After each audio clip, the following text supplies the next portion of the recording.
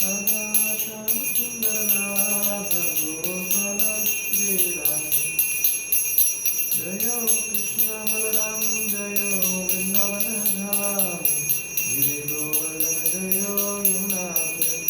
जयो जगन्नाथ जयो बलदेवा। सुभद्रा जयो सुदर्शना। जयो सीताराम लक्ष्मण।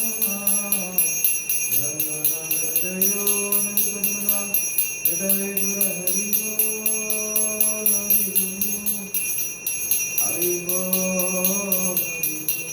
जयो जयो प्रभुपाद प्रभुपाद प्रभुपाद प्रभुपाद।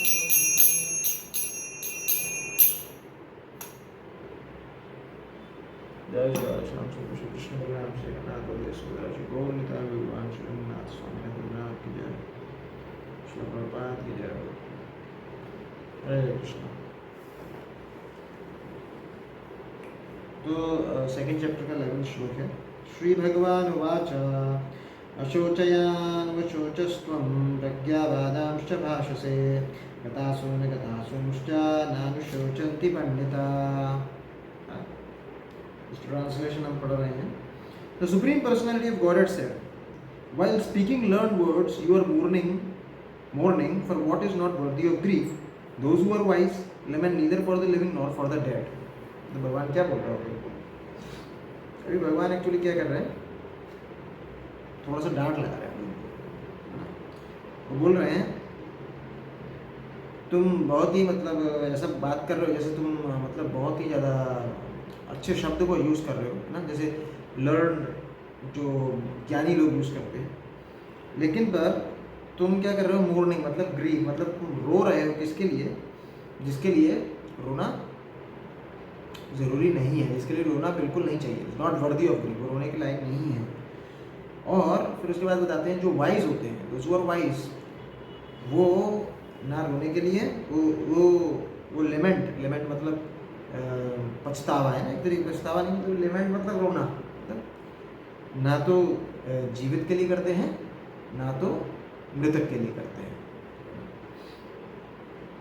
तो अभी इसमें परपट आएगा, परपट हम थोड़ा बहुत पढ़ेंगे। The lord at once took the position of a teacher and chastised Arjun student calling him indirectly a फूल।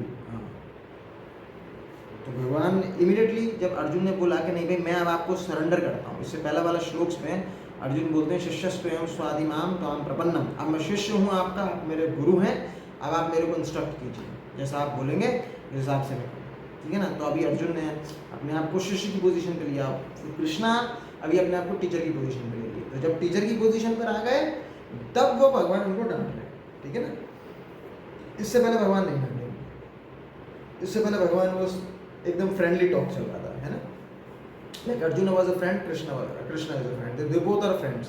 लेकिन जब अर्जुन ने डिसाइपल की पोजीशन एक्सेप्ट करी और अब लग रहा कि नहीं भाई ये फ्रेंडली टॉक से बात नहीं हो पाएगी, है ना, कि मैं फ्रेंडली टॉक्स करूँगा और भगवान को फ्रेंड समझूंगा और ये फ्रेंडली वे में कुछ मेरे को आर्ग्यूमेंट करेंगे फिर मैं क्रॉस करूँगा, उससे नहीं होगा, है ना।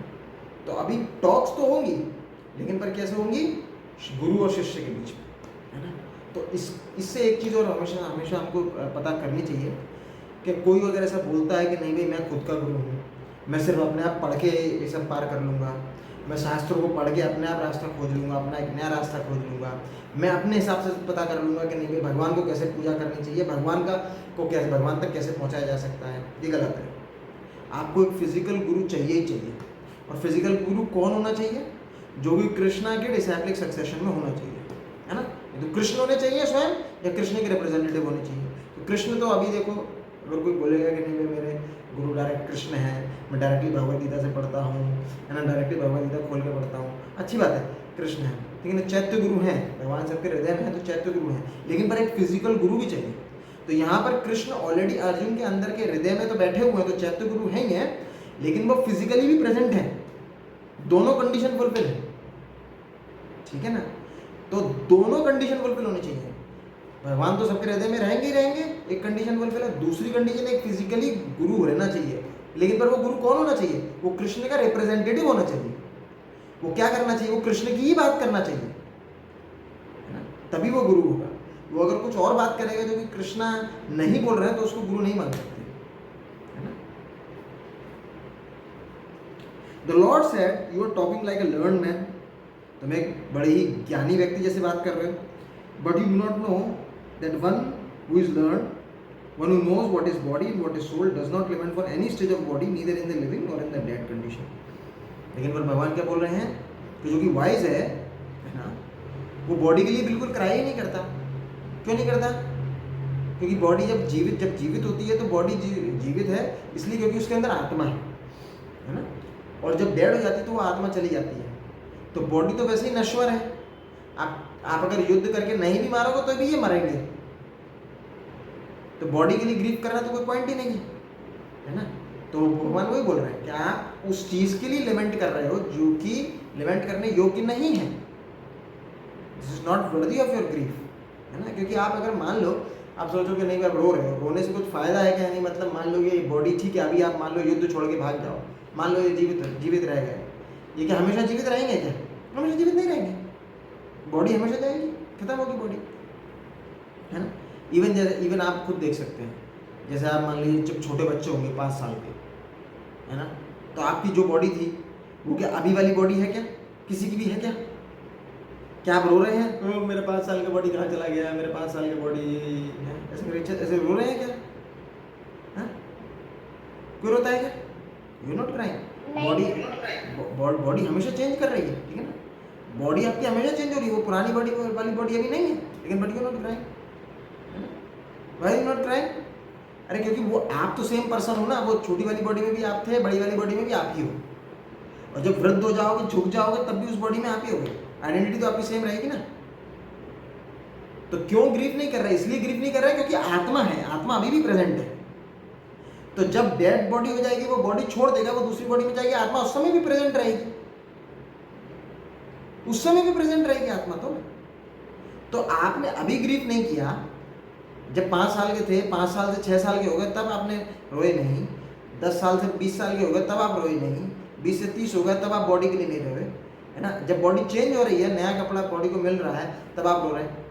तो that's what Krishna is trying to explain logically, है ना, उसको logic. As explain in later chapters, it will be clear that knowledge to know matter and spirit and the controller of both, है ना।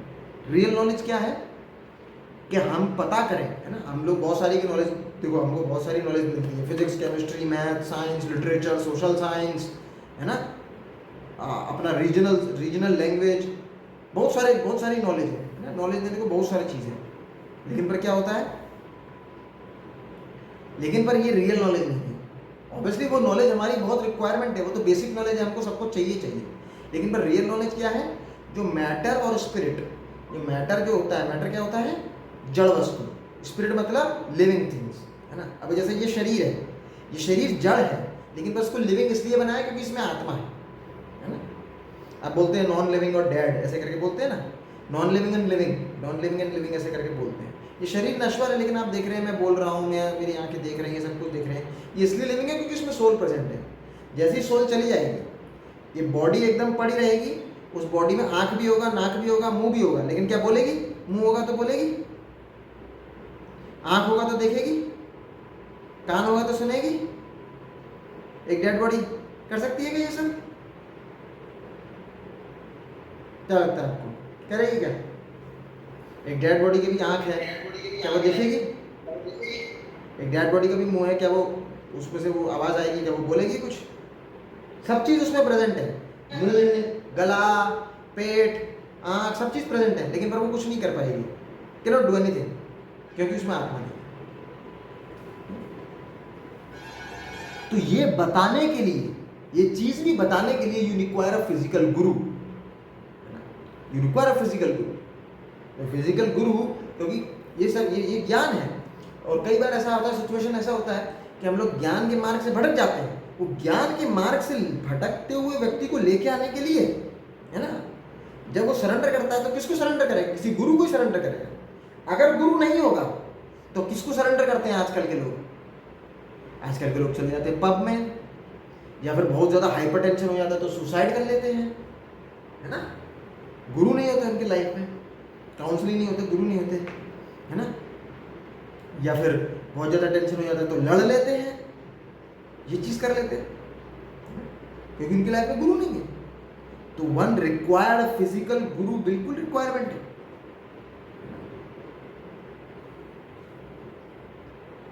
And because he was lacking in that knowledge, he should not have posed himself as a very learned man. As he did not happen to be a very learned man, he was consequently lamenting for something which was unworthy of lamentation. क्योंकि Arjun learn man अभी नहीं है, और उस तो फिर obviously जिस चीज़ के लिए वो लेमेंट करेगा, क्योंकि वो लर्न नहीं है, वो सही वस्तु नहीं है लेमेंट करने के लिए, दुखित दिखाने के लिए सही वस्तु नहीं है। The body is born and is destined to be vanquished today or tomorrow. Therefore, the body is not as important as soul. जैसे हमने बताया, one who knows this is actually learned, and for him there is no cause for lamentation regardless of the condition of the material body. जो ये जानता है वो वाकई में ज्ञानी है, वाइज है, उसके लिए कोई भी कारण नहीं है दुखी होने का, भले ही मेटेरियल कंडीशन कैसी भी है। इसमें भाई भगवान बता रहे हैं गुरु की इंपॉर्टेंस, और गुरु के होने से कौन से ज्ञान की इंपॉर्टेंस है ना। गुरु तो है, लेकिन हम मान लो बोले भाई साहब हमारे गुरु तो हैं, लेकिन पर वो बोलते हैं आप बस मेरा मंत्र जप करो और आप जो चाहे करो, तो ये गुरु है क्या? ये गुरु है क्या? अगर ऐसे बोलेंगे तो आजकल ऐसे गुरु हैं, है ना, यही फैशन रहता है। बोले कि आप मेरे एक कोई मंत्र दे देते हैं कुछ अपना बना के, और आप जो चाहे करो, वो शास्त्रों में वर्णित नहीं होगा तो वो गुरु नहीं है। गुरु होगा तो उसको आत्मा और शरीर की बात करनी ही चाहिए। आप श्रील प्रभुपाद का कोई भी लेक्चर उठा के देखिए, श्रील प्रभुपाद के हर एक लेक्चर में प्रभुपाद बॉडी और सोल के बारे में बात करते हैं। ये आध्यात्मिक ज्ञान इंपॉर्टेंट है। अगर वो गुरु, तो गुरु को कैसे पहचानेंगे? गुरु वही है जो कृष्ण का रिप्रेजेंटेटिव है ना, कृष्ण की बात करता है, जो कृष्ण बोलते हैं वही वो बोलता है ना। अगर कोई व्यक्ति अपने पर्सनल सेंस ग्रेटिफिकेशन की बात करेगा, जैसे आजकल के बहुत सारे बाबा और सब चीज़ देखते हैं हम लोगों को, तो वो लोग क्या मतलब वैसे अट्रैक्ट करते हैं लोगों को कि मान लो उनकी कुछ बॉडीली कंडीशंस बड़ी ख़राब होती हैं, तो भाई उनसे मिला देते हैं, तो उनको कुछ औषधि प्रदान कर देते हैं तो अच्छे हो जाते हैं ऐसे करके। तो ये शास्त्रों में ये डेफिनेशन नहीं है ना। गुरु मतलब जो भारी है, हैवी है, ये भी गुरु का एक मतलब ये भी चीज़ होता है। और गुरु मतलब जो अंधकार से रू मतलब रोशनी की तरफ आपको लेकर जाए, it takes you towards light, that is guru. और जो भारी है, भारी मतलब किस चीज़ के लिए भारी? भारी मतलब आपकी इच्छाएं, जो इंद्र तृप्ति की इच्छाएं, उस पर भारी पड़ जाए, है ना। जैसे अर्जुन की क्या इच्छा है? अर्जुन की इच्छा है, देखो ये मेरे सगे संबंधी हैं, भले ही इन्होंने जो कुछ भी किया है, लेकिन पर मैं भी इनके सगे संबंधी हूँ, तो मेरे को पार्शलिटी इनके साथ करनी चाहिए और इनको नहीं मारना चाहिए। ये एक उसी तरीके की बात हुई कि नहीं, कि जैसे मान लो एक कोई करप्ट ऑफिसर है, उसको पता चला कि मेरा ही खुद का भाई उसमें सम्मिलित है करप्शन में, तो उसको छोड़ देते हैं। ये करप्शन है कि नहीं, है ना, भ्रष्टाचार है कि नहीं? एक तरीके से भ्रष्टाचार है। अर्जुन मतलब एक तरीके से मिलिट्री पोजीशन पर है। मिलिट्री मतलब इज एन एडमिनिस्ट्रेटिव, एक तरीके से आप बोल सकते हैं पुलिस, या फिर बोलते हैं लॉ। उसका काम ये है, उसका काम ये है कि गलत लोगों को अंदर में डालने का है ना। This is his duty and he is not doing his duty. क्यों ड्यूटी नहीं कर रहा है? क्योंकि अरे ये मेरा सगा संबंधी है। This is not very good logic. और तो फिर क्या है गुरु? वो जो कि कौन क्या इसमें इंद्र तृप्ति क्या है? इंद्र तृप्ति ये है, अर्जुन ने बड़े सारे आर्गुमेंट्स दिए। इंद्र तृप्ति ये है कि भाई ये मेरे लोग ही नहीं रहेंगे, तो मैं ये राज्य जब लूँगा तो किसको बताऊँगा कि मेरा इतना अच्छा सुंदर राज्य है? किससे शेयर करूँगा कि देखो मेरे पास इतना ये गाड़ी है, ये बंगला है ना। उस समय तो हाथी होते थे, ये महल है। किससे शेयर करूँगा? जिससे शेयर करूँगा उनको तो मार दूंगा मेरे सगे संबंधी, तो शेयर किससे करूँगा, है ना। इस तरीके के लॉजिक आर्ग्यूमेंट दे रहे थे। तो गुरु वो जो इंद्र तृप्ति वाली सिचुएशन पे, क्योंकि ये अपनी इंद्र तृप्ति की बात है, ये सारी बात इंद्र तृप्ति की है ना, कि नहीं मेरे को अच्छा नहीं लगेगा, मेरे को खराब लगेगा, है ना। और थोड़ा एक्सटेंडेड इंद्र तृप्ति होती है ना।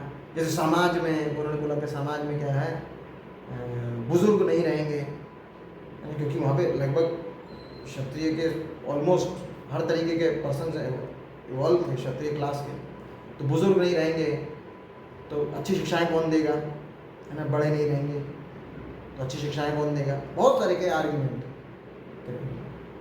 ठीक है। तो गुरु हो जो इन सारी जो फालतू की बातें जो चीज़ें इन पे भारी हो, और भारी हो आपको कन्विंस करे कि नहीं भाई जो कृष्ण कह रहे हैं और जो शास्त्र कह रहे हैं उस मार्ग पे चलना चाहिए, है ना। जो कलयुग का युग धर्म है, कलयुग का युग धर्म है हरि नाम संकीर्तन, है ना। श्रीमद् भागवतम में बताते हैं सुखदेव गोस्वामी, कलेर दोष निधे राजन अस्ति है एक महान गुणा कीर्तनादेव कृष्ण से मुक्त संगस्य जायते, है ना। कलयुग में बहुत दोष है, मतलब इट्स एन ओशन ऑफ, मतलब दोष, फॉल्ट्स। कलह, कलह मतलब वैसे, कलह मतलब ऐसा है, मान लीजिए आप मेरे पास बैठे हैं, मैं आपके पास बैठा हूँ, आप मेरे को जानते नहीं हैं, लेकिन फिर कलयुग ऐसी सिचुएशन क्रिएट करता है कि आपके और मेरे बीच में लड़ाई होने की संभावना ज़्यादा हो जाएगी, ऐसा होता है, दैट इज कलयुग, है ना। कभी बार देखा है कि ट्रेन में एक आदमी थोड़ा सा सीट पे ऐसे बैठ गया या ज़्यादा सीट थोड़ी सी घेर के बैठ गया तो उससे लड़ने लगते हैं आदमी लोग, जस्ट लाइक दैट। थोड़े से टाइम के सफ़र के लिए तो पीपल स्टार्ट फाइटिंग, थोड़ा सा उनका इंद्रिय तृप्ति कम हो जाता है, थोड़ा सा उनको कष्ट हो जाता है, people start fighting, that is कलयुग। तो बहुत सारे दोष हैं इसमें, इन्यूमरेबल दोष है, लेकिन उसमें एक महान गुण है, वो क्या है, कीर्तनादेव कृष्ण से, भगवान कृष्ण का जो कीर्तन है, जैसे हरे कृष्ण महामंत्र जो हम करें, अभी जैसे हम जो जय राधा माधव गाए तो कीर्तन करें कृष्ण का। कीर्तन का मतलब क्या होता है, कीर्तन का मतलब होता है ग्लोरिफिकेशन ऑफ लॉर्ड, भगवान का ग्लोरिफिकेशन, गुणगान करना। जैसे हम ये कथा कर रहे हैं तो दैट इज कीर्तन, आप सुन रहे हैं दैट इज श्रवण, श्रवण कीर्तन विष्णु स्मरण, ये चीज़ है, ये भक्ति के अंग है, ये प्रोसेस है भक्ति के, है ना। तो श्रवण और कीर्तन के लिए जो फैसिलिटेट करें, जो श्रवण और कीर्तन जो बढ़ाए, जो उसके जिस श्रवण और कीर्तन हमारे भक्ति के प्रोसेस को बढ़ाए, दैट इज गुरु।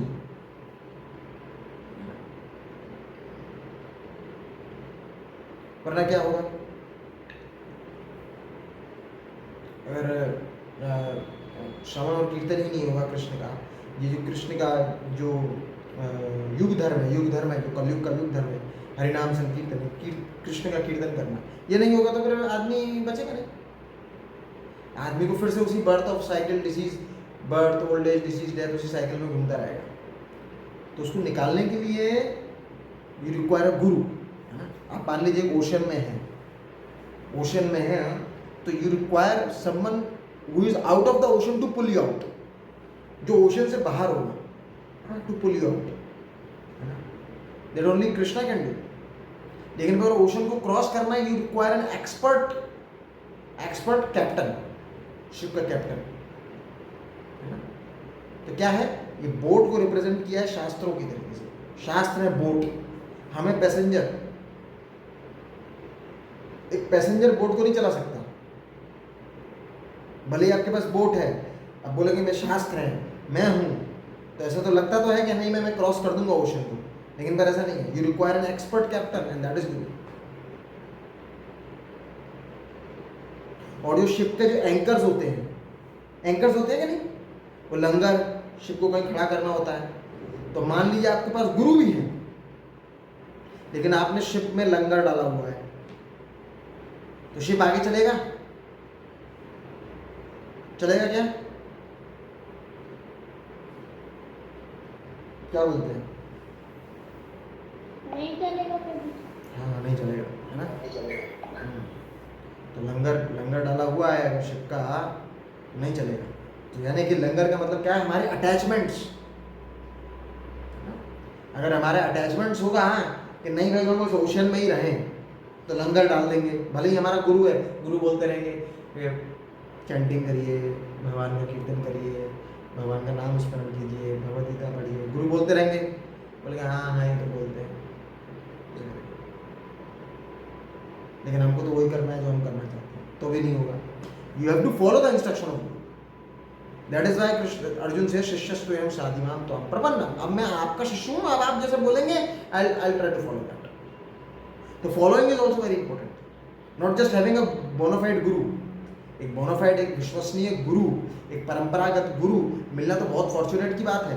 वो तो बात ठीक है कि आप बहुत फॉर्चुनेट हैं कि नहीं भी आपको ऐसे गुरु मिल जाए, लेकिन पर उनकी बात भी फॉलो करनी पड़ेगी। तो कैसे, कहाँ मिलते हैं गुरु? आप देखेंगे भगवत गीता के इंट्रोडक्शन में लास्ट पेज में एक श्रृंखला दी हुई है। तो गुरु का सबसे इंपॉर्टेंट चीज है कि वो श्रृंखला में आना चाहिए। क्योंकि हमने क्या बोला, या तो कृष्ण देखो, चैत्य गुरु है, अंदर भी है बाहर भी है, यहाँ पे अर्जुन के लिए। लेकिन अगर बाहर कृष्ण नहीं है हमारे लिए, तो कृष्ण का कोई रिप्रेजेंटेटिव होना चाहिए जो कि कृष्ण की बात करेगा। तो वो कैसे पता चलेगा? वो जो श्रृंखला है, वो श्रृंखला में आना चाहिए। अब हमने आपको भगवत गीता दिया हुआ है, Bhagavad Gita as it is के इंट्रोडक्शन के चैप्टर के लास्ट पेज पे वो श्रृंखला दी हुई है ना। कृष्णा ने नॉलेज दिया ब्रह्मा जी को, ब्रह्मा जी ने नॉलेज दिया नारद को, नारद ने नॉलेज दिया व्यासदेव को, व्यासदेव ने आगे नॉलेज पहुंचाया मध्वाचार्य को। ऐसे ऐसे करके 32% ऐसी भक्तिवेदांत स्वामी प्रभुपाद। तो आगे जो इनके आगे के गुरु हैं, उनको आपके पास उनकी शरण आपको लेनी चाहिए। That is how you do it.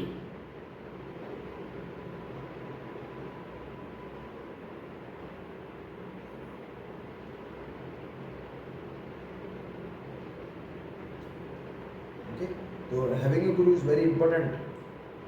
Not only having a guru, but अपने अटैचमेंट को सीज करना and following the guru is more important than that. More important.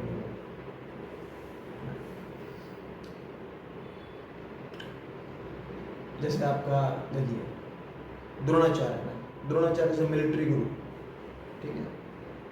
तो देयर इज युधिष्ठिर, है ना, he become a very wise. And there is also Duryodhan also, उसमें दुर्योधन भी था, युधिष्ठिर भी था। तो कौन कितना ज़्यादा इंस्ट्रक्शन फॉलो करता है गुरु का, he will become more wise. जो नहीं फॉलो करेगा, he will become more crooked, ज़्यादा क्रूकेड बनेगा।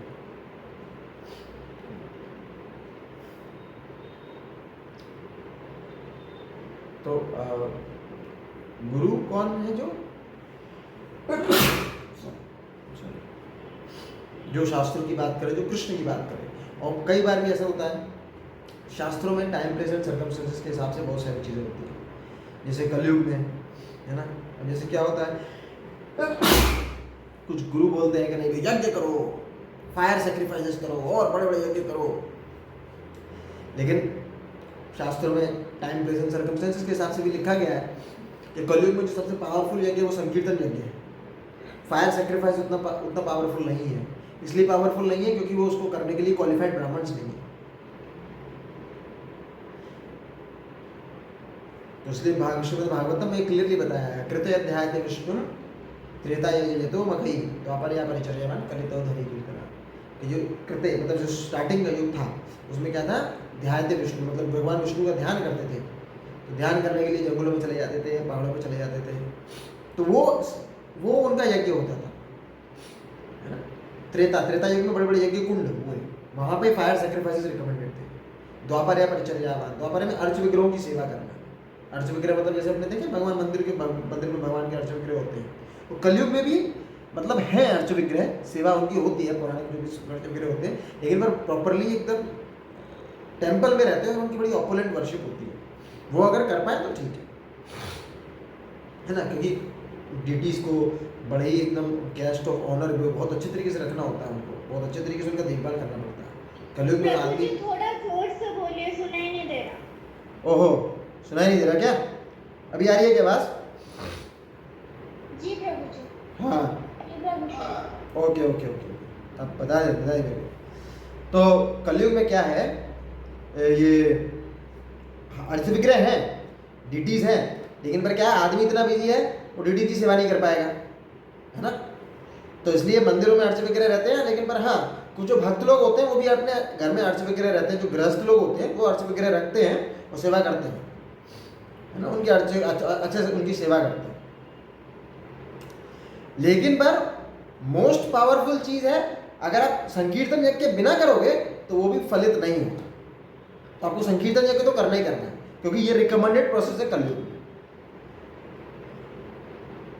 बहुत सारे गुरु हैं तो बोलेंगे नहीं बस आप मेरा नाम लो और ये वाला फायर सेक्रीफाइस कर दो, ये वाला टोटका कर दो, ये वाला यज्ञ कर दो, ये वाला कुछ तंत्र कर दो, ये सब चीज कर दो। This is not guru, this is not guru. Time place and circumstances के हिसाब से वो आपको जो विधि देगा, दैट शुड बी डन।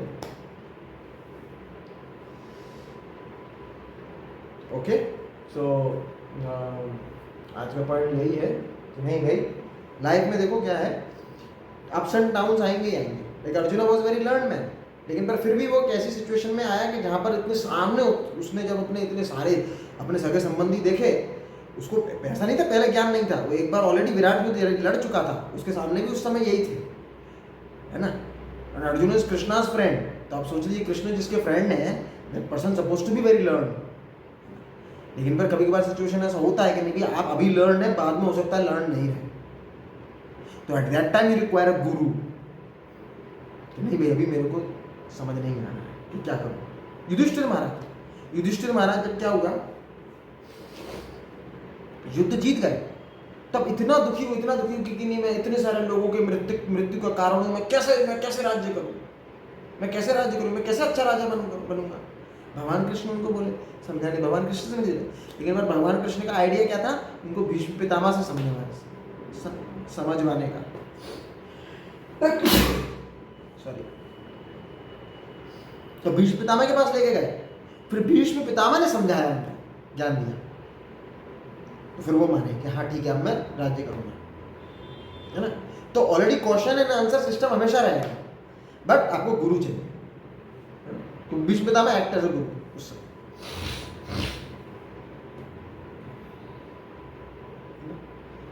तो ऑलवेज, है ना, सिचुएशन ऐसी रहेगी कि हमको ऐसा लगेगा नहीं भैया ये नहीं भाई मैं तो बहुत कुछ जानता हूँ, ऐसा कुछ क्या आप मेरे को जरूरत नहीं है, नहीं ऐसा होता केस। युधिष्ठिर महाराज जैसे पर्सन को भी रिक्वायरमेंट पड़ गई, उसके बाद हम क्या, हम कौन है ना। Always we should always be, है ना, हमेशा, चाहे हमारा सिचुएशन में हम लर्न हो, चाहे हमारे सिचुएशन में उस समय हम लोग कंफ्यूजन में हो, तो always be in touch with गुरु। लेकिन पर गुरु के सामने अपने आपको लर्न नहीं समझना चाहिए, अरे गुरु ने बहुत सिखा लिया, मैंने सब सीख लिया, मेरे को गुरु से ज़्यादा समझ में आता है ना। ठीक है गुरु जी आपने थोड़ा बीएड किया हुआ है, पर मैंने बीटेक किया हुआ है, मैं आईआईटीएन हूँ, आप क्या मुझे समझाएंगे। दिस इज नॉट, गुरु के सामने एकदम मूर्ख ही रहना चाहिए, यू वुड बी लाइक फूल। जो बोनाफाइड गुरु है उसका you should always be like very, इसका मतलब ये नहीं है कि नहीं आप गधे हैं, ऐसा नहीं है। कहने का मतलब you should be very humble, अपनी इंक्वायरीज गुरु के साथ में पोस्ट करनी चाहिए, you should receive answer, you should not be in a challenging position. अच्छा आपने ऐसा बोला है, ठीक है उसमें तो ऐसा लिखा है, नॉट इन दिस वे। आप देखेंगे अर्जुन भी कृष्ण से क्वेश्चन पूछ रहे हैं, लेकिन हाथ जोड़ के पूछ रहे हैं कि भगवान आपने ऐसा बोला। अभी 3rd चैप्टर में जैसे अर्जुन ने क्वेश्चन पूछ लिया, डाउट पूछ लिया, क्या आपने अभी इससे पहले बात करी कि नॉलेज लेने की, लेकिन अभी आप एक्शन की बात कर रहे हो, तो दोनों में से मेरे लिए बेटर क्या है बताइए, क्या डिवोशनल सर्विस या फिर ज्ञान अर्जन करना। मैं ज्ञान अर्जन करने के लिए संन्यास लेके बस चला जाता हूँ, अगर नॉलेज की बात ही आप कर रहे हो तो there is a way, not in a challenging way. तो शिष्य गुरु की भी क्वालिफिकेशन है, शिष्य की भी क्वालिफिकेशन ऐसी होनी चाहिए, शुड बी वेरी हम्बल, तो both side should be there.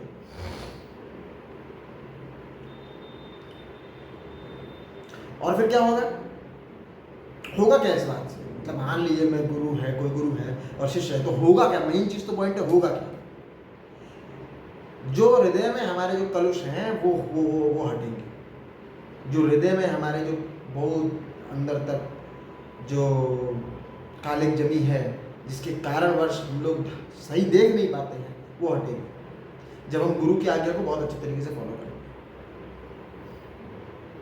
गुरु की आज्ञा को फॉलो करेंगे तब हम देखेंगे बड़े बड़े वंडर्स हम लोग कर पा रहे हैं। श्रील प्रभुपाद 70 वर्ष की आयु में गए वो अपने गुरु की आज्ञा का पालन करने के लिए। उनको गुरु ने बोला जाओ जाके तुम अंग्रेजी भाषा में प्रचार करो भगवत गीता का अंग्रेजों में। तो अमेरिका चले गए 70 वर्ष की आयु में। 70 वर्ष की आयु में जस्ट 11 वर्ष के अंदर में 108 मंदिर खोल दिए पूरे विश्व में। ऐसा कोई कर सकता है? आज के समय में भी कोई नहीं कर सकता। और वो जब गए अमेरिका में तो उनके पास में कुछ पैसा नहीं, ओनली 40 रुपीज, वो भी किसी से डोनेशन में लिया हुआ, खुद का नहीं। एंड डोंट नो कि नहीं मेरे को लेफ्ट जाना है कि राइट जाना है, कुछ नहीं। He went to America on the order of his guru. लेकिन पर वो प्रेयर्स में लिख रहे हैं कि मुझे पता है, मुझे पूरा फेथ है भगवान के श्रीमद् भागवतम, भगवान की वाणी पे और हरे कृष्ण महामंत्र पे, मेरे गुरु की आज्ञा पे मुझे पूरा फेथ है, प्रचार होगा। मेरे गुरु ने अगर आज्ञा दी है तो दैट विल हैपन, तो then you will see miracle will happen. अरे Arjun Bhishma Pitamah is like that, Bhishma Pitamah के सामने ये सब लोग बच्चे थे, बट फिर भी मिरेकल हुआ कि नहीं? Krishna make it happen. Why? Because he follows the order of गुरु। है ना, जयद्रथ को कैसे मारा था? जयद्रथ को मारा था impossible, you see it was quite impossible kill Jayadrath. What happened? Jayadrath को भी मारने की कसम खा ली थी, so but then Krishna make it happen, Krishna did something, है ना। उन्होंने सूर्य को छुपा लिया, कसम खाई, उन्होंने कहा सूर्यास्त से पहले मार दूंगा। नेक्स्ट दिन कृष्णा कुछ चिंतित हो गए, अरे अब कैसे, I have to, है ना, ये है मेरा शिष्य है, मुझे इसको देखना पड़ेगा, है ना, तो I have to take care. And Arjun was sleeping okay very nicely. हाँ ठीक है, कृष्णा तो है मेरी साइड।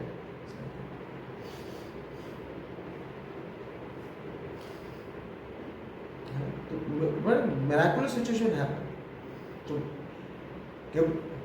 इसलिए नहीं कि नहीं कृष्णा मेरी साइड है, कृष्णा देख लेंगे, नहीं, इसलिए कि भाई मेरे को फॉलो करना है कृष्णा का इंस्ट्रक्शन, एज इट इज जो बोलेंगे वो मुझे फॉलो करना है, दैट इज, है ना। तो देन यू विल सी कि नहीं मिरेकल विल हैपन, है ना। 11:7 का रेशियो था आर्मी का, और ऊपर से उधर भीष्म पितामह के सामने बताते थे कोई सब बच्चे हैं, वो भीष्म पितामह अकेले दोनों आर्मी को मिलके खत्म कर सकते थे, बट नहीं हुआ ना। Arjun was able to bring Bhishma Pitamah down, है ना। तो this is the power of guru's instruction. Srila Prabhupada 70 वर्ष की आयु में वो लोग सोचते कि नहीं वे बिस्तर से नहीं उठे, 70 वर्ष की आयु में लोग देह त्याग देते हैं हॉस्पिटल में, 70 वर्ष की आयु में प्रभुपाद वृंदावन छोड़ के अमेरिका गए, अमेरिका में जाके इतना प्रचार कर दिया, है ना। This is miracle. When you follow the orders of Guru, you will see miracle, real miracles. एक बार श्रील प्रभुपाद के पास आदमी है, वो ऐसे करके सेब निकाल देता था, ऐसे करके राख निकाल देता था, ऐसे करके, ठीक है ना। तो बोल के तो पूछे प्रभुपाद आप कुछ क्या मैजिक कर सकते हैं? श्रील प्रभुपाद से पूछे, प्रभुपाद ने बोला नहीं ये 50 पैसा वाला मैजिक क्या है, आप बोलते हैं आप राख निकाल देते हैं, तो मैं माचिस से आग लगा के राख निकाल दूंगा, तो इसमें क्या है, मैं 50 पैसे का माचिस लूंगा, वापस उससे करके किसी को लगा के किसी में लकड़ी में लगाऊंगा थोड़ा सा आग, उसमें से राख निकल जाएगा, इसका क्या मतलब है? आप सेब निकाल देते थे, मैं 50 रुपये किलो का एक सेब ले लूंगा, तो क्या है उसमें, ये क्या वो मैजिक है क्या? This is magic. लेकिन फिर बोले मैंने एक मैजिक किया। जो हिप्पीज थे, है ना, अमेरिका में हिप्पीज क्या थे, वो सब तरीके के क्रिमिनलिस्टिक एक्टिविटीज या फिर जो कि निषेध चीज़ें हैं शास्त्रों में, हर तरीके के काम करते थे, नशा करते थे, मतलब हर तरीके का मांस भक्षण करते थे, बहुत ही तरीके के मतलब गलत कामों में लिप्त थे। प्रभुपाद वहां जाके प्रचार करके उनको भक्त बना दिया, बोले कि ये मैंने किया है, मैंने हार्ट ट्रांसफॉर्मेशन किया है, वो अगर तुम कर सकते हो तो बताओ। मैजिशियन, तो मैजिशियन से पूछा वो ऐसा कुछ कर सकते हो तुम? बोले नहीं ऐसा नहीं कर सकते, दिस आई कैन डू। नहीं गुरु है, हमारे गुरु तो जादू कर देते हैं, वो ऐसे सेब निकाल देते हैं, ऐसे केला निकाल देते हैं, है ना, ऐसे करके, और फिर ऐसे करके प्रसाद पे ऐसे कर देते हैं। दिस इज नॉट अ गुरु। गुरु जो हैवीनेस लगे आपको, उस हैवीनेस के चलते चलते यू चेंज योरसेल्फ। वो इंस्ट्रक्शंस हैवी होंगे, वो हैवी इंस्ट्रक्शन को फैले करके you change yourself, you become a better person, that is a guru. Okay, thank you. Bhagavad Gita किया, जय श्रील प्रभुपाद, हरे कृष्णा। किसी को कुछ प्रश्न है? कुछ पूछना चाहता है पूछ सकता है।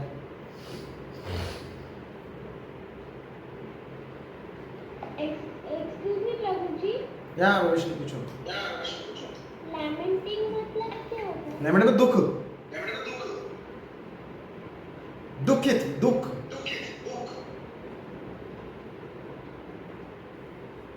वो दुख हो रहे थे, दुखी हो रहे थे कि ये आर्मी है, ये इसको मार दूंगा, इसमें मेरे सगे संबंधी हैं, ये मर जाएंगे। तो भगवान बोल रहे हैं कि तुम जो बोल रहे हो कि तुम नहीं मारोगे तो भी मरेंगे,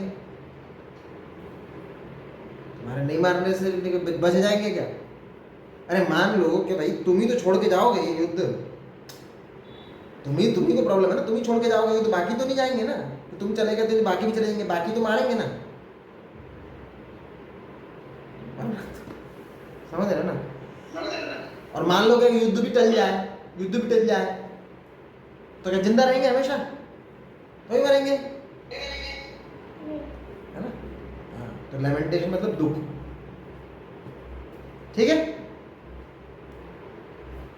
ओके, थैंक यू।